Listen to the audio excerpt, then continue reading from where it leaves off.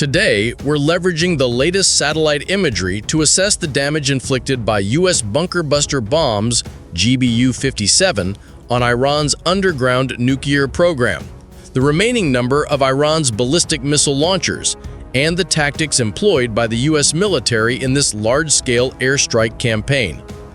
The strategic question of whether these bombs can truly destroy deep mountain bunkers extends far beyond Iran. Debates continue over whether the U.S. has fully demolished Iran's nuclear facilities and enriched uranium stockpiles. While Iran's nuclear program may not be entirely eradicated, it has undoubtedly suffered a severe setback, significantly delaying its progress. Iran's newly established airbase, believed to withstand bunker-busting missiles, appears incapable of shielding their nuclear ambitions from U.S. air power. First, let's examine the precision of the airstrikes. Satellite imagery of 12 impact points from GBU-57 bombs at Iran's Fordow nuclear enrichment facility reveals critical details. 2 clusters, each with 3 craters, are visible. Although only 6 craters are seen, 12 GBU-57 bombs were dropped, with each crater struck by 2 bombs, akin to stacking one GPS-guided dart atop another, launched from an altitude of roughly 50,000 feet. The impact craters align in a straight line from north to south, indicating U.S. intelligence has deep knowledge of this underground facility. The Washington Post spoke with Wes Bryant, a Pentagon satellite imagery expert, who said B-2 bombers targeted a 820-foot section of the facility housing uranium enrichment centrifuges, precisely striking its ventilation shafts.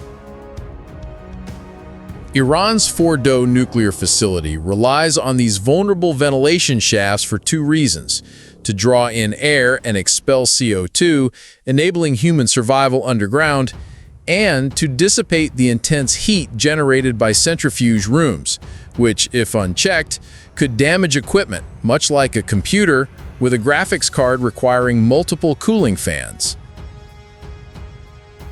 These ventilation shafts, only a few feet wide, are small, heavily camouflaged targets. Joseph Rogers from the Center for Strategic and International Studies Nuclear Issues Program explained that targeting ventilation shafts provides a direct path to the facility's core components. Satellite imagery shows an explosion pattern with discolored soil extending 656 feet from the bomb craters, suggesting underground shock waves propagated at least 656 feet through the facility. Jerry Lewis from the James Martin Center for Non-Proliferation Studies at the Middlebury Institute told Wired that the goal may not be to fully penetrate the facility, but to get close enough to generate destructive shock waves. A sufficiently large shock wave can kill personnel, destroy equipment, and damage the facility's structure, even without breaching its reinforced concrete. Before and after imagery of the bunker buster strike sites shows disrupted terrain with grayish-white soil, a sign of pressure from collapsing tunnels forcing debris out through ventilation shafts and tunnels. When an underground void collapses, pressure expels debris outward, similar to window glass shattering inward from external force. This phenomenon is also evidenced by a deep sinkhole east of the facility. The question of these bombs' effectiveness is critical, with profound implications for U.S. military power and modern warfare strategy. North Korea and China have invested billions of dollars and decades of effort into deep underground strategies to evade bombs only the U.S. can deploy. If Fordow's damage is severe, it proves North Korean and Chinese mountain bunkers are no longer immune to U.S. air power, creating a strong deterrent effect. Conversely, if the bunker buster's effectiveness is low, say 20%, it could undermine U.S. military credibility and embolden adversaries to further develop underground facilities. Only about 50 GBU-57 bombs have been produced for the U.S. Air Force's arsenal, per public contract data. Jerry Lewis noted the U.S. military uses computer models to calculate the pressure needed to cause significant damage or collapse of facility. The U.S. doesn't need bombs to penetrate a full 262 feet to inflict substantial damage, as bunker busters tested against reinforced concrete can withstand 5,000 psi, while Iran uses stronger concrete rated up to 15,000 psi. For context, a 775-pound concrete block on a penny-sized area, 0.155 square inches, generates about 5,000 psi. A 2,200-pound car on the same area produces roughly 15,000 psi. What's absent from the imagery is equally telling. No signs of Iran's air defense systems, previously destroyed by U.S. and Israeli airstrikes, are visible. Can we conclude how effective Russian air defenses are against U.S. stealth fighters? That's unclear, as Iran's systems are export versions operated by a different military. Ukraine has effectively used Russian-made S-300 systems, complicating definitive assessments. No large-scale recovery or repair efforts are evident. Some road activity and vehicles suggest Iranian personnel are assessing damage. The easiest open-source intelligence comes not from satellite imagery, but from locals using smartphones and spreading information. Iranians at the site may communicate damage assessments to leadership, which U.S. CIA human or signals intelligence could intercept and relay to U.S. officials. Public statements from governments are intriguing, especially when officials lie despite clear satellite imagery evidence. These statements can hint at airstrike effectiveness. Iran's Atomic Energy Agency admitted access to the facility was impacted, while U.S. officials claim Fordow can no longer enrich uranium. However, Pentagon insiders remain skeptical about whether GBU-57 bombs could penetrate Fordow's main chamber. Iran insists its core facility remains intact, but bars international inspectors, raising doubts about their claims' veracity. Hassan Abedini, deputy political director of Iran's state broadcaster, said 3 sites were evacuated beforehand, claiming enriched uranium stockpiles were moved and no radioactive material remained to cause fallout if struck. Iran asserts all enriched uranium was relocated to safety before last weekend's U.S. airstrikes, but Gen. Kenneth McKenzie, former U.S. Central Command chief, noted moving radioactive material undetected is challenging. Israeli officials told the New York Times that Iran moved equipment, including uranium, beforehand. Maxar satellite imagery confirmed 17 trucks arrived and departed before the attack.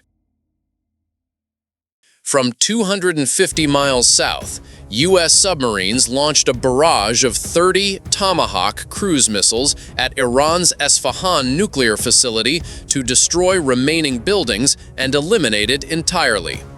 Is there a radiation risk post-attack? Since the U.S. targeted enrichment facilities, not active reactors or weapons stockpiles, the risk is deemed negligible. Operation Nighthammer mobilized significant assets, including 120 U.S. Air Force fighters, EA-18G Growler electronic warfare aircraft, and Iranian locals reported major disruptions to mobile communications, GPS, and other systems in the area. After a series of airstrikes dropping over 500,000 pounds of ordnance on Iran, their nuclear program has been set back years, possibly destroyed entirely. But how many ballistic missile launchers remain after Israeli fighters targeted many? This is critical, as while Iran has about 2,000 ballistic missiles capable of reaching Israel, they only had around 300 mobile launchers, TELs, a number now significantly reduced. Data indicates Israel destroyed at least 54 of Iran's ballistic missile launchers. You might assume 246 remain, but many are decoys or older, smaller models unable to launch missiles at Israel. This reduction explains why Iran's retaliation capacity dropped from 150 missiles daily to about 10. The targeting mechanism is remarkable. When Iran launches a missile, U.S. satellites instantly detect its heat signature, relaying GPS data to an Israeli fighter for a high-stakes pursuit and destruction. Iran hasn't lost all capability, continuing drone and ballistic missile attacks on Israeli cities. Over 500 ballistic missiles have been fired at Israel, most intercepted, with about 50 hitting the ground. Most landed in open areas not requiring defense, and only a few caused significant damage. This isn't an impressive show of strength. Iran's missile infrastructure is heavily damaged. Pre-war, Iran could produce 50 missiles monthly to outpace Israel's air defenses. But now it's a war of missile attrition, not manpower. The question is, who runs out of missiles first, Iran or Israel? Iran also struck a U.S. military base in Qatar. The U.S. evacuated this air base on June 17, and Iran knew this when attacking, suggesting the goal was symbolic, signaling retaliation to its people. Osuna Defender, an X account with 1.4 million followers, argued Iran's response shows weakness and desperation. If true, this explains the New York Times' report that Iran seeks to de-escalate, diplomatic speak for wanting peace and cessation. If the U.S. aimed for regime change, the next step would be bombing water and power plants, crippling nationwide communications. Then they'd target transportation, like bridges and airports, preventing Iran's leadership from fleeing. Next, U.S. air power would hit shipping ports, halting oil exports to destabilize the economy, hoping to incite public uprising or force leaders to flee to Russia, North Korea, or China, as Assad did from Syria. As of June 24, reports suggested a potential ceasefire. The U.S. government announced a complete ceasefire, but by the next morning, Iran continued firing missiles at Israel, casting doubt on the agreement's durability. On June 24 morning, Israel reported destroying a radar facility near Tehran in retaliation for ceasefire violations, while a senior Basij commander under the IRGC was killed. By June 25, both Israel and Iran confirmed ceasefire compliance. Israel declared victory and a ceasefire, claiming mission accomplished, while Iran insisted it seeks only civilian uranium enrichment, not nuclear weapons. In a nationwide address published by Iran's official IRNA news agency on June 24, Iranian President Masoud Pezeshkian declared the end of the 12-day war imposed by Israel. He said, "Today, after the heroic resistance of our great nation, a people with a will to make history, we witness the establishment of a ceasefire and the end of this 12-day war imposed by Israel's adventurism and provocation." Earlier that day, Al Arabiya reported Pezeshkian stating Iran would honor the ceasefire announced by U.S. President Donald Trump, provided Israel adheres to its terms. He emphasized that if Israel doesn't violate the ceasefire, neither will Iran. On June 24, AFP reported Pezeshkian asserting Israel and the U.S. cannot impose misguided ambitions by force, while reaffirming Tehran's non-pursuit of nuclear weapons. In a call with UAE President Mohammed bin Zayed, reported by IRNA, Pezeshkian said, "The Islamic Republic of Iran was forced into military conflict for self-defense, and I hope will never be compelled to fight again." He reiterated Iran's rejection of nuclear weapons, but vowed to defend its legitimate rights. Pezeshkian added that Iran is ready to resolve these issues at the negotiating table. Analysts suggest the US, Israel, and Iran can all claim victory in the current conflict, paving the way for a ceasefire. The US can assert it delayed Iran's nuclear program. Israel can claim it weakened a regional rival, and Iran can take pride in surviving and retaliating against stronger powers. However, Iran faces economic pressure and waning will to fight, with growing calls to end the conflict to avoid graver consequences.